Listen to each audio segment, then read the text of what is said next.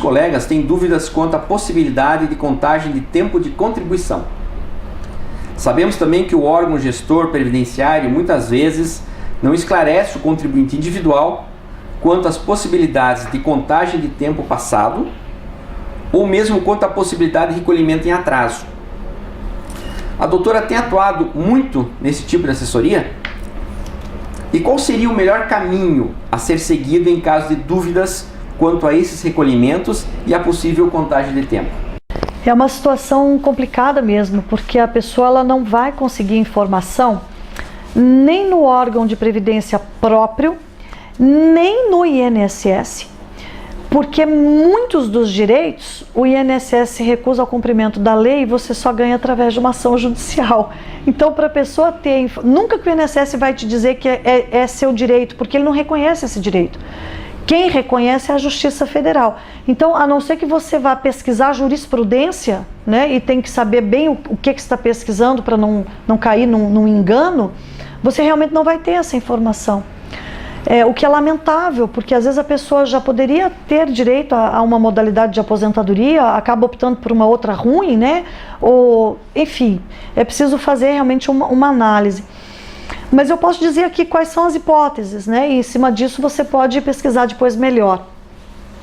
O que você pode usar de tempo, né, no serviço público? O que você pode trazer de tempo para o serviço público?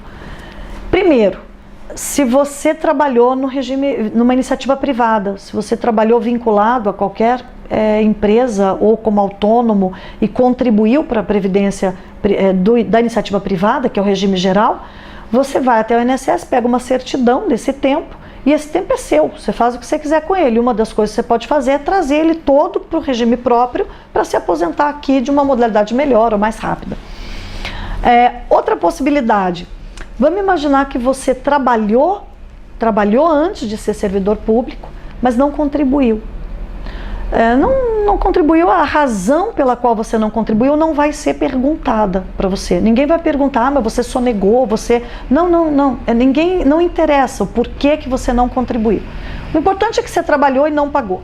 Se você tiver jeito de provar que trabalhou, mas daí você tem que ter prova documental da época. Não adianta uma declaração da agora, tem que ser algo lá de trás. E serve qualquer coisa.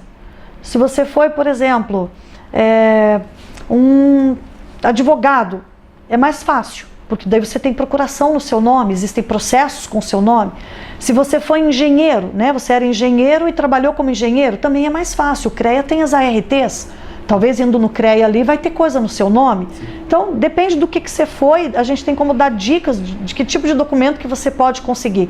Mas vale declaração de imposto de renda, vale notas fiscais, e-mails, né? É que muito antigo não tem e-mail, mas fotografias, até mesmo coisas inimagináveis como diário, né? Mocinhas têm mania de fazer diário. Então vamos imaginar que você era servidora antes, lá foi babá de criança, lá quando você tinha 14 anos de idade. E você fez um diário, querido diário, hoje as crianças deram trabalho. Esse documento serve de prova, né? Cartas que trocou com parente contando do trabalho. Então assim, é qualquer documento mesmo, né? Não só documento trabalhista. Juntou esses documentos, provou que trabalhou, aí nós vamos ter que ver, trabalhou como?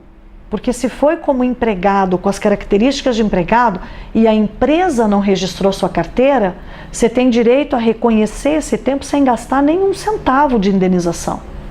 Você vai ter que gastar com o advogado porque o INSS não reconhece esse direito, mas na justiça você ganha, desde que prove esse tipo de trabalho. Não, eu trabalhei, mas não foi como empregado, não. Eu trabalhei como autônomo mesmo. Eu trabalhei como empresário, né, e não recolhi. Bom, então aí você vai ter que indenizar a Previdência. Ela deixa você recolher em atraso, muitas vezes ela vai até autorizar, né, não vai ser preciso ir para a justiça, mas você vai ter que pagar. Ah, mas quanto que eu vou ter que pagar? Em torno de R$ 1.800 por mês é o que ela vai cobrar de você. R$ 1.800 para cada mês que você quiser levar para o sistema. Vale a pena? Às vezes vale. Depende. Depende de quanto tempo você precisa e para que você precisa. De repente você tem hoje direito a uma aposentadoria que o valor é pela média das remunerações e recolhendo um ano em atraso é pela integralidade dos vencimentos. Super vale a pena pegar o atrasado. Então depende, Não dá para você ser taxativo. Depende da sua história. Se o que você estiver pagando em atraso for anterior a 1996, e muitas vezes a gente consegue na justiça depois baixar esse valor para 1.200 por mês, porque o INSS cobra juro e multa indevido. Então, ele vai te cobrar 1.800, mas na verdade deveria ser 1.200. Mas isso se foi anterior a 96. E tem ainda outras possibilidades. Não, Cláudia, eu trabalhei como autônomo, mas foi a partir de 2003, abril de 2003 para frente. Então você consegue sem precisar indenizar, porque a nossa lei fala desde abril de 2003 que quando um autônomo trabalha para uma empresa, quem tem que recolher é a empresa, não é o autônomo. E aí se a empresa não recolheu, não é problema seu, basta a gente provar que você trabalhou. Então, é possível reconhecer um tempo que você trabalhou e não pagou? É possível, desde que você tenha documentos da época. Eu vou ter que pagar por esse tempo? Depende. Depende como que foi essa prestação de serviço e em que época que essa prestação de serviço aconteceu. E o caso de estagiários também, que foram estagiários de suas carreiras, também computa? Pode computar? Não assim, sou estagiário, vou computar o tempo. Nem pagando. O estagiário, ele não é considerado atividade laborativa, nem o que ele ganha é considerado remuneração. Então, o legislador meio que exclui ele do rol de trabalhadores. O que dá é o seguinte, o que é um estágio, né? O estágio sempre teve uma lei, né, dizendo que para você ser um estagiário é preciso ter um acordo firmado entre o lugar que você faz o estágio, a empresa, o tribunal, onde for que você estagiou, e o lugar que você estudava. Isso é obrigatório. Não é que é obrigatório ter a interveniência do CIEE, do IEL. Isso não é obrigatório. O que é obrigatório é ter um documento entre a sua escola e o lugar que você fazia estágio, a empresa onde você fazia o estágio. Também é obrigatório, não é só ter o documento. A escola tem que dar palpite no estágio. É obrigatório um relatório do que você está fazendo. Tem que ter um professor que acompanhe isso na instituição de ensino. E isso nem sempre foi observado. Ainda hoje não é observado. Então, se você fez um estágio irregular, ilegal, não tinha, por exemplo, esse termo de compromisso, então você não era estagiário, porque para ser estagiário tinha que ter isso. Mas eu não tinha, então você era empregado disfarçado de estagiário para fins de sonegação de tributo, entendeu? Sim. E aí a gente consegue reconhecer o seu tempo sem você precisar pagar nada de indenização. Isso é muito importante. Aí você vai dizer, mas como é que eu vou saber se teve termo de compromisso ou não? Como é que eu sei isso? Peça na onde você estudou, eles não podem jogar nada fora. Mas foi há 20, 30 anos atrás. Eles não podem jogar nada fora. Então chegue lá e diga, olha, eu estudei aqui, eu fiz faculdade aqui, eu quero cópia de toda a documentação que tiver no meu nome, de estágios no meu nome. Se a instituição falar para você, não tem nada no seu nome, ou de repente não tem aquele, né, que você está pretendendo, pronto, já é prova de que foi legal, porque não tem o documento que tinha que ter. Doutora, aposentadoria especial dos oficiais de justiça.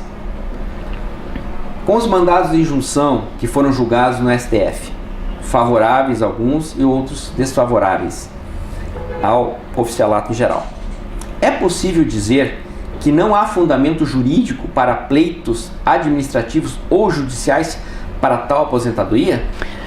Eu entendo até que sim, mas não muito fácil de ser obtida, muito pelo contrário, muito difícil de ser obtida. Mais fácil para quem está na ativa agora e pode produzir provas a partir de agora, mais difícil para quem já não produziu essas provas. Como é que está hoje no judiciário o entendimento de aposentadoria especial do servidor em geral, porque daí serve para todo tipo de servidor, inclusive os oficiais. É possível o servidor público, e aí até mesmo o oficial de justiça, conseguir reconhecer o tempo especial e se aposentar com 25 anos, desde que prove que trabalhou exposto a agente nocivo. Aí é que está a dificuldade, porque eu já trabalhei, eu já não produzi a prova. Então, como é que eu vou produzir prova de uma coisa que eu não tenho como voltar mais no tempo, né?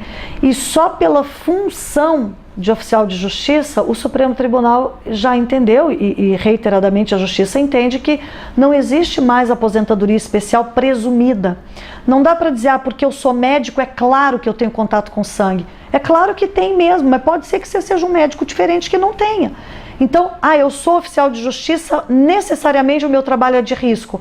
Presume-se que sim, mas não necessariamente seja. Então, é preciso fazer essa prova. E aí nós temos um outro problema. A legislação admite 3 tipos de agente nocivo. O agente nocivo físico, que é poeira, ruído, vibração. O agente nocivo químico, produtos químicos em geral, né, que, principalmente os cancerígenos. E agente nocivo biológico, que é sangue, secreção, vírus, parasitas, germes, né? Entra aí todo mundo que trabalha com qualquer coisa de contato com animais ou pessoas doentes. Só esses 3. O ser humano não é considerado elemento de risco. Deveria ser, porque você tem mais pessoas que morrem por ato de ser humano do que por produto químico ou explosão de plataforma de petróleo, né? Mas não é considerado elemento de risco. O trabalho penoso também não dá direito. Então, você tem direito à aposentadoria especial?